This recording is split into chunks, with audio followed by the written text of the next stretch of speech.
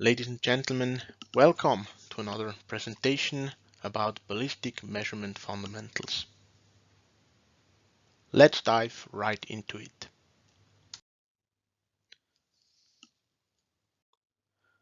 The ballistics field of study can be divided into different subsections. In the interior ballistics, events are examined that happen inside of a gun. So, for example, when the firing pin strikes the cartridge, the whole powder burning, the acceleration of the bullet itself until the projectile leaves the muzzle. In exterior ballistics, the events during the trajectory of the projectile are being examined, and in terminal ballistics, basically the damage that a projectile can do is being examined. Now there are other applications like warhead mechanism or even vulnerability or lethality, but that's not really what we are examining here. So we focus on the first three topics with a special focus on interior ballistics. In interior ballistics, there are many different parameters we can measure and also log. For example, the most prominent parameter, for example, is the chamber pressure for sure. There are different setups how we can measure this chamber pressure, and we will dive into this topic in the next few slides. But also, if you want to measure the pressure along the barrel, especially when it comes to weapon mechanics, then we want to acquire port pressure. And at the end of the barrel, when the projectile leaves the muzzle, we want to acquire this muzzle pressure, but often muzzle pressure is more used as a time signal.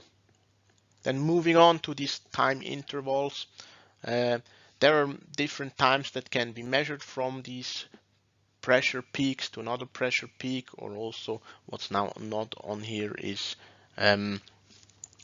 with an insulated firing pin.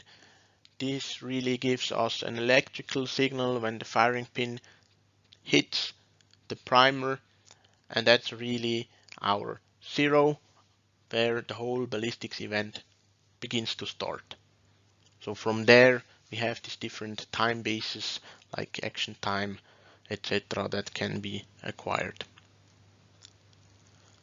Then we always use piezoelectric pressure sensor like the 6215, and at the muzzle we might go with might use a smaller sensor due to the setup itself. There we could use a 603C.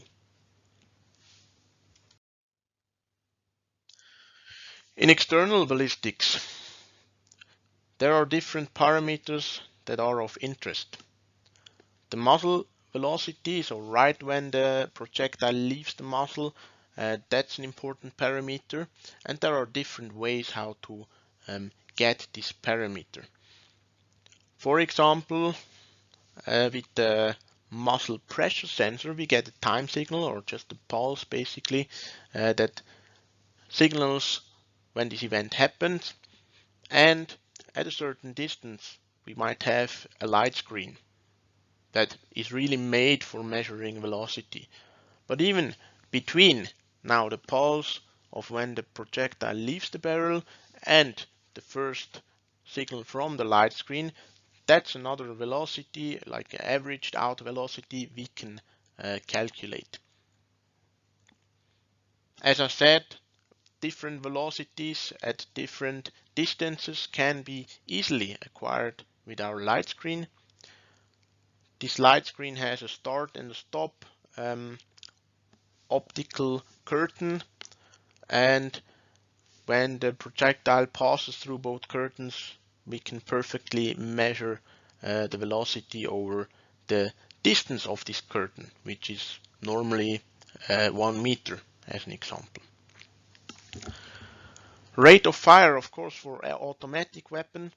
Rate of fire is an important parameter, and this can also be measured with light screens. In addition to light screens, classical light screens, there are more sensor technologies around, like sky screens, or even electromagnetic coils, or Doppler radar.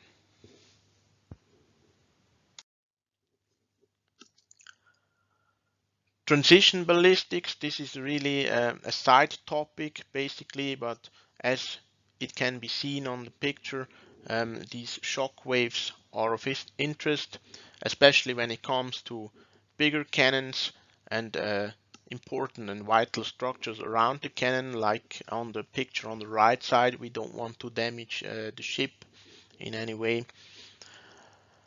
Therefore, there are different options how to acquire this. One option is high-speed cameras, muzzle detectors, or even pencil probes that are used for detecting air blasts. So that's very often used within these applications, that they set up different pencil probes in different distances, and uh, the effect of this blast can be extrapolated from there. In terminal ballistics, there are also different focuses that are specifically set. For examples, they're important for military use because of armored targets. We want to know the destruction that the projectile can do there, as well as stopping power, especially in police applications and law enforcement, where we don't want to have over penetration. And the same thing applies for hunting ammunition. There the focus is on a precise and humane kill, and we also want to prevent over penetration. Also, spacecraft technology, that might sound a bit out of place, but in space there are a lot of small projectile with really high speed in form of dust particles or even bigger elements. Now there we have a target screen that can not only measure the exact position inside of the screen, so with an X and Y coordinate, but also the velocity. There are different statistical parameters that are of interest other than the X and Y position. There are different radiuses that are needed, and with our transient recorder and our system, all these parameters can be acquired at once. Now, as also already mentioned in the overview, the real effect on a target, on armored structures and also portable armored structures, are also of highest importance there, and they are covered by these international norms like VPAM or NIJ norms. But this is here not really the focus. That's an overview of different pressure curves, how we can measure them and see them in the real world. As an overview, ballistics events are mostly in a range up to 6,000 bar, and therefore the 6215 can really cover these strong, violent, but also very fast events.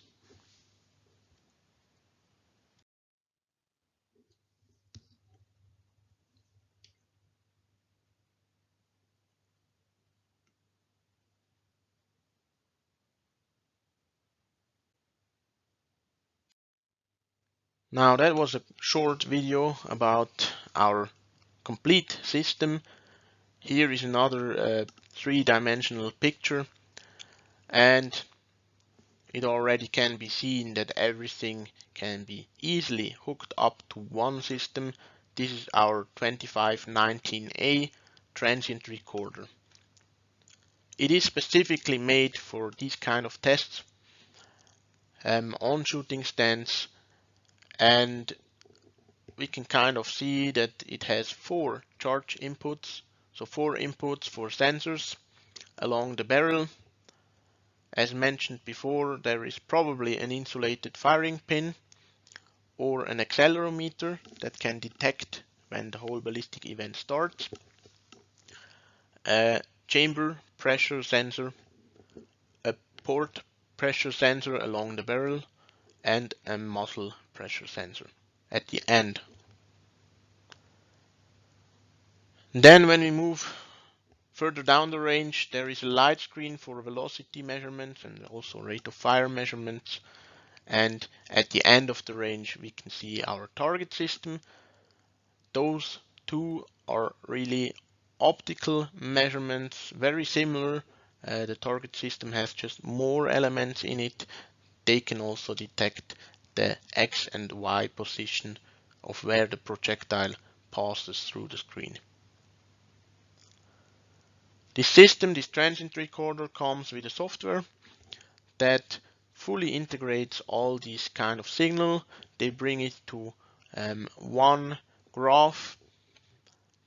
There are really nice and clever mathematical functions. So, for example, a time measurement can be converted to a velocity, or a pressure curve.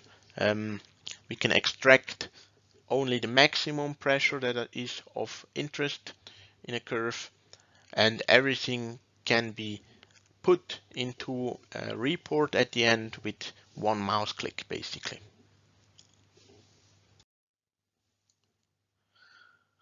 Now there are big international committees, groups, and institutions that really put standards on ammunition testing. So the first one is of course the NATO. There the interchangeability of ammunition and as well the safety of ammunition is of highest importance.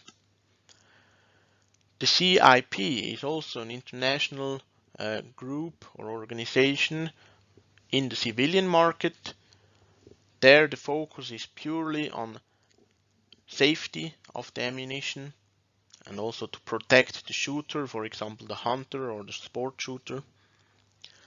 And SAMI is the North American equivalent of this institution. Let's have a look at a barrel for a CIP setup. As we can see on the right side, there is an insulated firing pin that gives us the start signal. Then right next to it, we can see a 6215 sensor that measures the chamber pressure. And on the very left side, on the end of the muzzle, there is a muzzle pressure sensor applied just to use it as a time signal.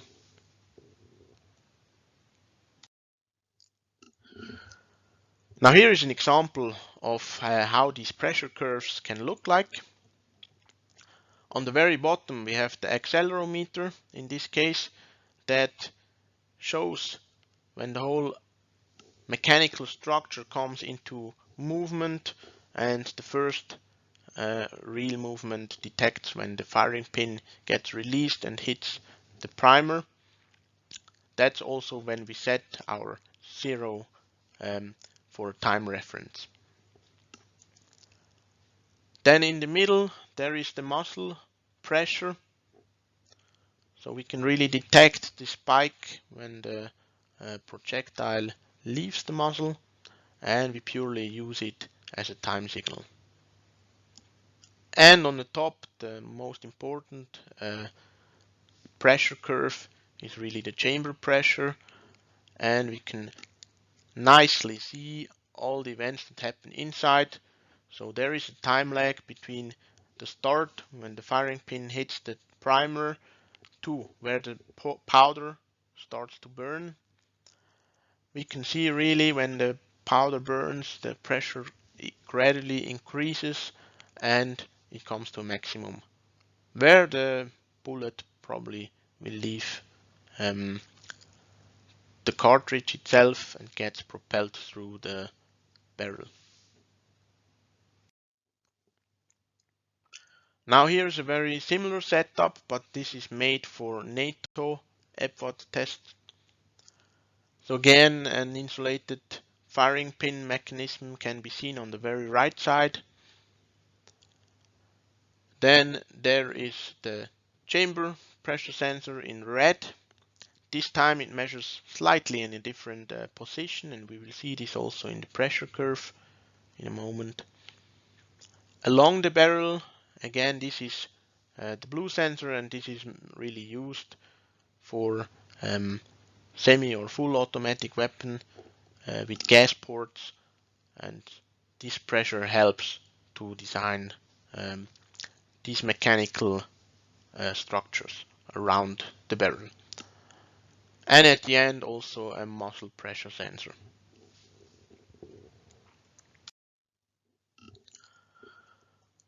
Now that's an example of how these curves can look like. Here in red and on top there is this chamber pressure again, and we can already see that the curve is way steeper than with the CIP. It can cause some oscillations, as we can also see when this curve rises really rapidly. The blue curve then on the bottom is the port pressure.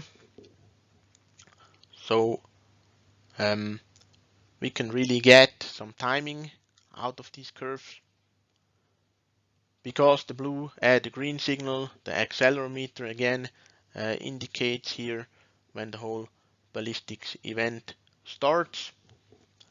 In this case, T2 indicates the action time, so from the start of the ballistic event until the projectile passes this port, that's the action time in this case. Two-dimensional drawing of our setup, just to visualize what we have just seen on the barrels. Now the transient recorder can be seen from the front, and we can clearly and visibly see that the transient recorder can be basically divided into two sections, and the input options. We have 4 charge inputs for our piezoelectric sensors, and we have 4 voltage inputs for light screens or target systems. Our pressure sensors have to measure in very harsh environment. Just as an example, this is a CIP mid-case example where we can see the case has been drilled, and just on top of this hole is our 6215 located.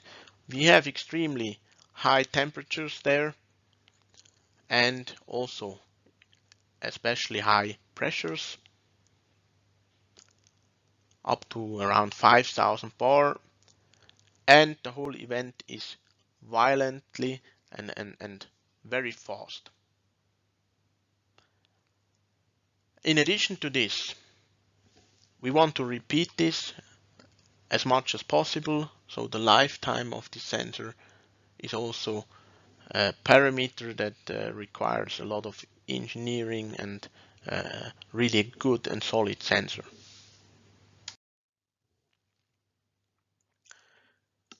Here we can see an overview and a comparison between a CIP and a NATO measurement. So both measurements are chamber pressure measurements, but we can see on the left side with the NATO measurements, we measure the cartridge mouth.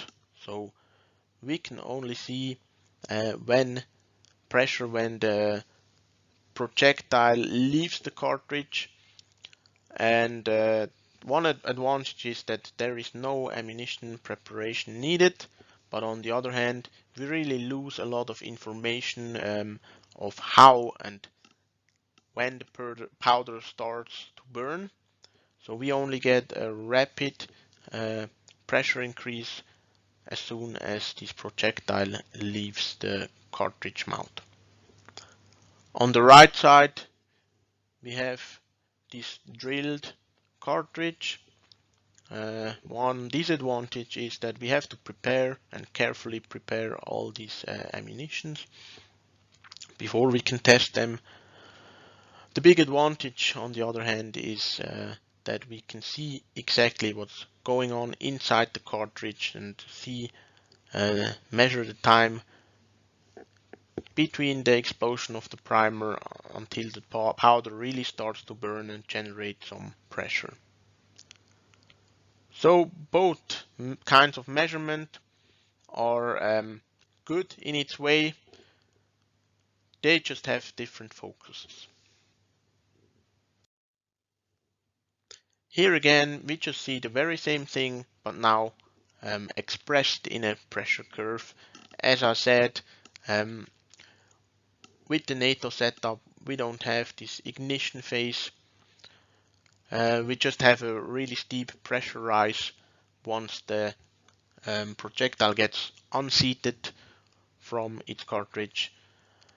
And this can lead to some oscillation, and therefore the maximum pressure can be hidden inside of this oscillation. On the right side, the CIP setup is much smoother. The full ignition is measured. We have less steep pressure curve and therefore no oscillations. But again, the disadvantage is, of course, we have to modify and precisely modify all ammunitions before we can test them. SAMI requires a different kind of measurement. On the right side, we can see how the sensor membrane is shaped. It is shaped concave, so it really mimics the negative shape of a cartridge, and basically it measures the expansion of a brass shell. So it has the advantage that there is no modification needed on the ammunition, but on the other hand, instead of really directly measuring the gas pressure, it more measures like the expansion of a shell, and therefore it's more a force measurement. It has some advantages, but also it has a lot of disadvantages. For example, when the brass quality changes, or even the batch of brass, the whole setup needs to be recalibrated. For these reasons and some more, Kistler does not offer this kind of sensor measurement. However, we are able to calibrate conformal sensors, and we are able to fully integrate those kind of sensors into our system.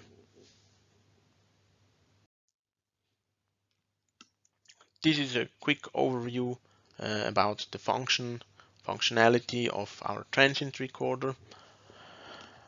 Each channel comes with really separate ADC, so there is no multiplexing going on inside of this transient recorder. It is a high-speed device. It can measure up to 10 megasamples per second. CIP and NATO, they need 200 and 250 kilo sample as a minimum acceptable sampling frequency, and therefore our standard is 1 megasample per second, and it can fulfill all of the specifications for either CIP or NATO.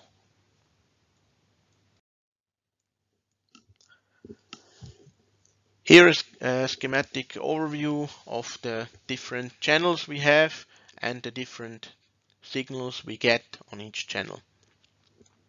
So on channel A, here we can see the trigger has been set on this channel, and it detects the chamber pressure in red. Then on channel B, we have the port pressure along the barrel. On channel C, we have the muzzle pressure. In this example, channel D is free, but we could have an insulating firing pin as an example on there. On channel E, we see the start signal of our light screen for the velocity measurement. On channel F, there is the stop signal. With those two pulses, the software can calculate the real velocity. And channel G and H is very similar, but instead of just having one pulse, we have now 3 pulses each. And on channel G, it's start X stop, and on channel H, it's start Y stop. What we can also really see here is we have a yellow part and a green part. That just indicates of how the transient recorder really measures. It has a ring buffer of 400 kilosamples, and 100 kilosamples are always before the trigger, so the pre-trigger memory, and 300 kilosamples are always storing on each channel, but there are 300 kilosamples post-trigger, so after the trigger.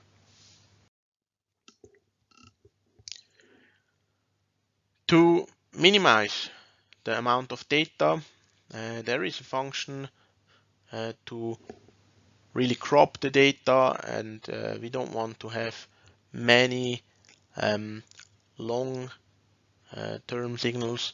So these events are really small and short, just a few milliseconds long, and with this function we have the option to cut down the amount of data. After all these signals have been acquired, they need to be analyzed. With our transient recorder software, this can be easily done by just using our mathematical functions. They come just easily selectable. For example, we can select with one click the maximum of a pressure curve, or if you want to measure time intervals and velocities, that's another mathematical function which just can click and select the right signal then, or even derivations of curves or integrals or areas of specific curves. Now that's a print screen of the software itself. We can see all these mathematical functions on the left side. So whenever I select such a function, a new calculation line will appear in the middle of the window. But if we want to focus here now on row 1, there is a symbol with a pressure curve and a red dot on the very top. So that indicates that this mathematical function will get the maximum of the pressure curve. We have selected now one specific channel. That's channel A. We named it PC for chamber pressure, and we can also see now the instant result of 3751 bar. Now this function is applied once, but they can be used then for all the shots we do in this measurement. So that's very powerful. Once this is set up in the correct way, we have all these 5 mathematical functions like chamber pressure, pore pressure, the action time itself, the velocity at 10 meters, and the target screen at 25 meters for all the shots we do in this measurement. And exactly those parameters can be printed with one mouse click. That's how the target analysis will look like. So the red dot indicates the selected shot, and we can see all these statistical radiuses that are of importance when we have a look at the accuracy of such a measurement. And that's already fully given by the functionality of the software. That's just another quick example of how the pulses look like, the signals look like on a light screen. So we get on channel E, that's the yellow channel, we get the start pulse, and on channel F we get the stop pulse. So these are really tiny spikes, and all we have to select now is this function. We have to select the two channels, and we can also change the distance and the base. So in this case, that's a bit unusual, but it's an example. In this case, the base is 2 meters, so that means the distance from the stop to the from the start to the stop signal is 2 meters. So standard it's 1 meter. This image shows basically how the 5223 target system works. So in addition to the red bars, which is start and stop, it also measures X and Y position. And imagine that these bars are the light screen photographed from the top. So there is also this diagonal green bar, which also represents an optical measurement element. And we can see if we shoot on the left side, so that's trajectory A, the time signal is way earlier than if we shoot on the right side. The time delay from start until it passes the green bar is longer. And that's exactly how the target system can identify where the projectile passes. So this is now for one axis, but of course this is applied for both axes X and Y, and therefore we get the position of the projectile very precisely. And one last slide here. This is our automatic report generator. With one click, this report generator preview is being made, and then we have a few blocks to include the header with all the information, to include the different channels and description of how we measured. Measurement setup itself, or even the curves, can be then selected. So just easily configurable and made to fit for all CIP or NATO measurement. Very simple. So thanks a lot for listening, and see you later.